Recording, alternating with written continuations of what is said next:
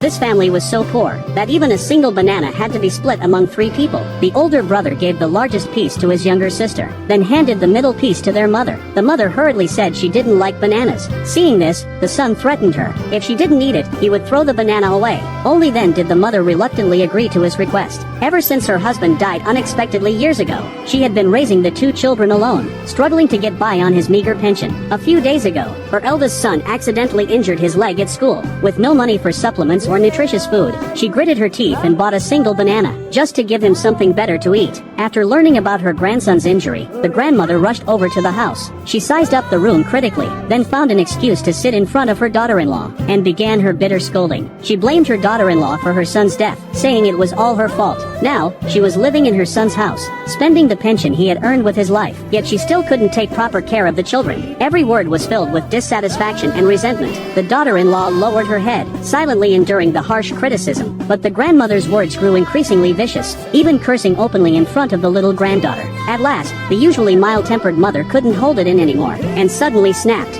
seeing her daughter-in-law finally explode.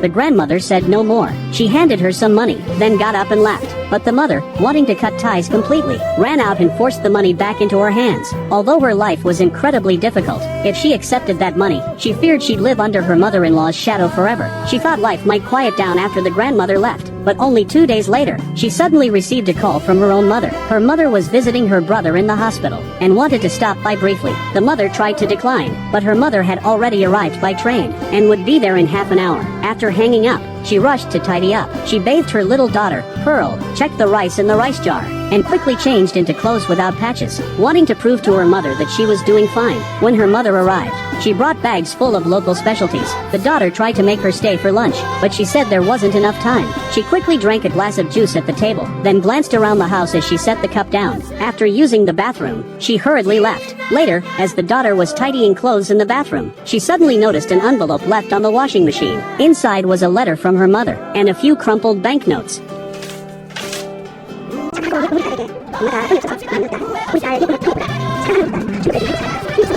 She smiled at first, then her eyes welled up with tears. She ran back to the room and called her mother, wanting to ask if she had arrived safely. But before she could speak, her throat choked up with emotion. They say that because God couldn't be everywhere, He created mothers. In our eyes, mothers are all-powerful. But even when they become mothers themselves, they still need their own mothers to watch over them. Sometimes, the word mother alone is enough to move your heart. In our hearts, mothers will always be immeasurable.